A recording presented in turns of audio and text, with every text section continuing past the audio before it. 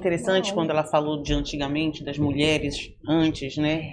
A gente percebia antes que uma mulher da nossa idade, eu quando tinha 20, quando tinha 15, olhava para uma mulher que tinha 50, eu dizia, nossa, eu já achava velha. A vovozinha do coque. A vovozinha do coque. Até o biotipo. O biotipo, o comportamento. Porque para elas, naquela época, chegava-se a menopausa, é como se fosse um momento de... Acabou, eu envelheci. Sim. Né? E eu acho que a mulher de hoje, ela tem acesso a inúmeros tratamentos, como a Laísa falou aqui. Eu acho que é uma questão da gente, de fato, como você falou, abrir a cabeça para essas coisas. E aí a gente vai ter que testar realmente, como as lá de trás testaram. Sim. E infelizmente não foi muito bem sucedido pelo tipo de componente que foi utilizado. Mas vamos esperar que hoje seja super bem sucedido, porque isso muda a qualidade de vida da gente. Né? Eu acho que hoje uma mulher de 50 anos, eu acho, não tenho certeza que eu estou num momento da minha vida de extrema produção. Sim. Eu nunca quis fazer tanta coisa, eu nunca quis chegar em tantos lugares. Eu tô com o tempo, meus filhos estão criados, eu tô com uma filha de 27, um filho de 20, e meu marido tem uma vida ativa, eu tenho uma vida ativa, e a gente não quer parar. Então imagina se eu fosse agora dizer, não, cheguei no meu pai, não vou fazer nada, vou ficar aqui esperando o tempo passar e deteriorando com o tempo. Não quero isso, pelo contrário, né? Então eu acho, inclusive, que eu tô talvez na melhor fase física da minha vida, porque eu treino todo dia, coisa que eu não fazia aos 30 anos. Então eu já entendi a importância da musculação, a importância de você olhar para isso, a importância de você cuidar do seu corpo, não só com reposição, não só com remédio, mas, né, fazendo exercício, olhando sua alimentação, cuidando do seu autoconhecimento, cuidando da sua cabeça e sendo cada vez mais produtiva. A gente não pode desistir. Não. Né? Eu acho que essa fase da vida nos convida a nos reinventar. E não a desistir. Né? Eu vou deixar a Andrea falar, porque senão eu tô tão empolgada com esse tema e com essa fase que eu vou ficar aqui falando. Eu ia comentar até que, mesmo eu entrando na menopausa, né, eu não fiquei nesse nível de desânimo, né? Eu sou uma pessoa muito ativa, eu faço muita coisa ao mesmo tempo e eu só tive incômodos assim muito sérios, que para mim é o calor. Isso realmente foi algo que me deixou assim, me deixa muito incomodada, porque é algo fora do comum. Enquanto tá todo mundo com blusa, com frio, eu tô sem nada, tô com muito calor. E eu me lembro que quando eu estava na outra empresa, foi lá que começou os sintomas, né? Mas eu não perdi a minha disposição, né? A disposição de treinar. Quando eu comecei a entrar na menopausa, eu fazia triatlon. Olha! E eu fiz várias maratonas já na menopausa. Então isso não me atrapalhou. Agora, Laísa, qual geralmente é a média das mulheres entrarem ou na perimenopausa ou na menopausa, geralmente? De idade? Você já citou que tua mãe entrou com 38 anos. Antes dos 40 anos é considerada precoce, tá? Acima dos 45, de 45 a 55 é a idade média, tá? Mas após ali os 40, já começa a ocorrer um declínio dos níveis de progesterona. Então, algumas mulheres mais, outras mulheres menos. Então, é o período de vida que tem que estar alerta para isso. Uma coisa que eu queria trazer dos calores é que eu lembro na época da faculdade, quando eu tinha aulas de menopausa, o critério para tratar a menopausa era se tem calor. Então, tem fogacho, tem calor, trata. Não tem, não precisa tratar. E não é assim, né? Não. Hoje a gente sabe que o fogacho, ele não é só sentir calor, ele não é só um desconforto. Ele é um sintoma de desautonomia cardiovascular.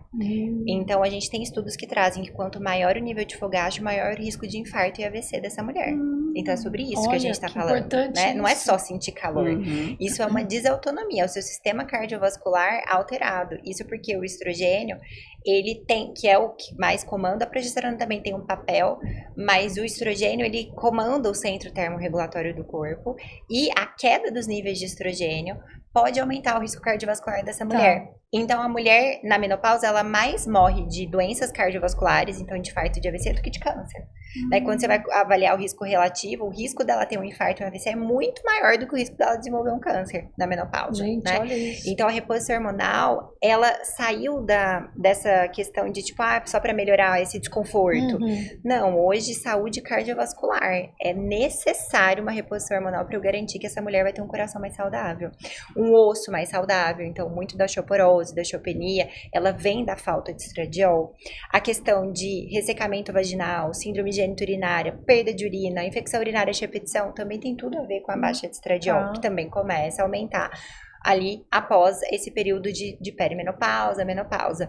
E a questão também, pessoal, de libido. Às vezes a gente fica libido, só testosterona, libido é igual a testosterona. Nem sempre. O estradiol é extremamente importante no papel da libido feminina. E no sintoma de ressecamento vaginal também, por exemplo, né? E então, o estrogênio, eu costumo dizer que ele é o perfume da mulher. Ele não pode ser demais, porque perfume demais dá aquele mal-estar, né? Aquela desconforto. E aí, síndromes de predominância estrogênica causa lipedema, endometriose, melasma, infertilidade, TDPM, uma série de doenças ruins ali que essa mulher muitas vezes enfrenta antes da menopausa. Mas o perfume, quando falta, ele falta um charme, né? Então, o estradiol é importante para a pele, para o cabelo, né? Para a produção de fibroblasto de colágeno. O que adianta uma mulher ir lá na dermatologista gastar rios de dinheiro em bioestimulador de colágeno, sendo que ela não tem estrogênio?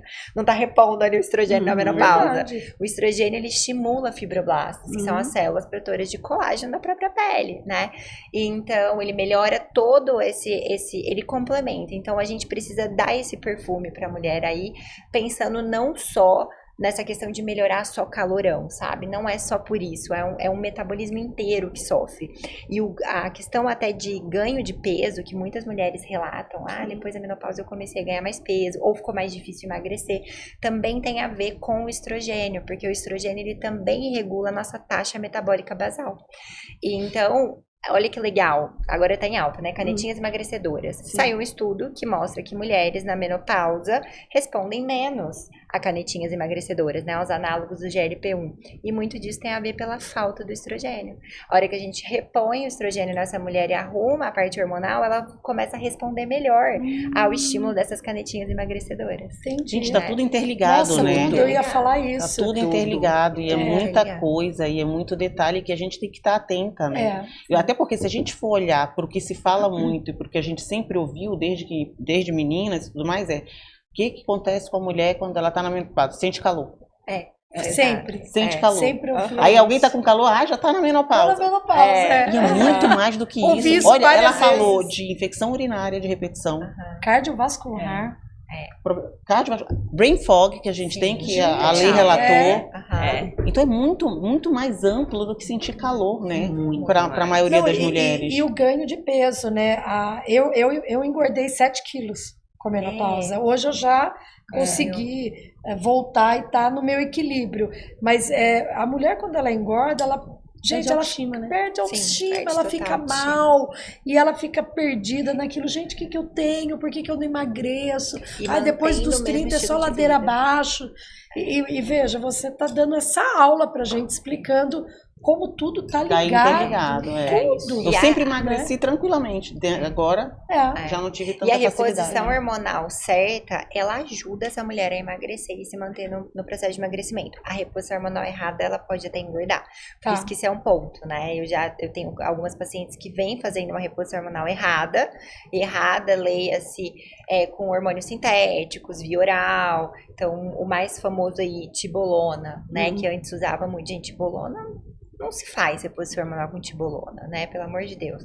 Que é um hormônio sintético também, e que aí isso engorda pra caramba, inflama pra caramba. Nossa. Então, a reposição não é qualquer reposição hormonal. Acho isso interessante trazer, porque às vezes a gente tá aqui falando de reposição hormonal, a mulher vai ali, vou começar qualquer reposição. Não, é a reposição certa. Quanto mais igual estruturalmente aquele hormônio que você produzia pelas vias adequadas. Então, o estrogênio não se toma via oral. O estrogênio via oral, ele tem uma metabolização hepática ruim, e isso sim pode aumentar o risco oncológico. O estrogênio tem que ser pela pele, né? Pela pele. Então, ou adesivo, ou spray, que é o Lenzeto, que acabou de chegar no Brasil, ou gel de estradiol, ou implante, preferencialmente silástico, que ele entrega mais estabilidade, né? Todo dia libera a mesma dose, que é o do Dr. Wilcimar Coutinho, né? Gênio, fantástico. Deixou um legado muito importante aí para a reposição hormonal no mundo, né? Talvez, né? Ele era conhecido, inclusive, nacionalmente, né? E a gente faz esse estrogênio dessa maneira, e o hormônio que a gente pode tomar via oral é é a progesterona. Então, a progesterona via oral, ela é micronizada, natural, isomolecular, então igual que a gente produz, e ela tem um fato muito interessante, que para mulher que tem útero, a gente precisa repor essa progesterona via oral para proteção endometrial.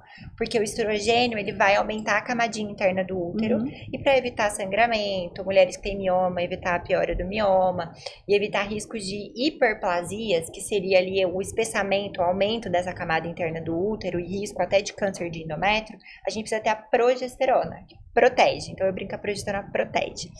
Então tem que ter a progesterona. Mas quando a gente toma ela via oral, além dela garantir essa segurança a nível de endométrio, de útero, ela no fígado se transforma em um metabólito muito interessante, que é a alopregnenolona, que vai agir no cérebro, estimulando o receptor GABA para fazer eu ficar menos irritada, menos ansiosa, dormir melhor e melhorar minha memória.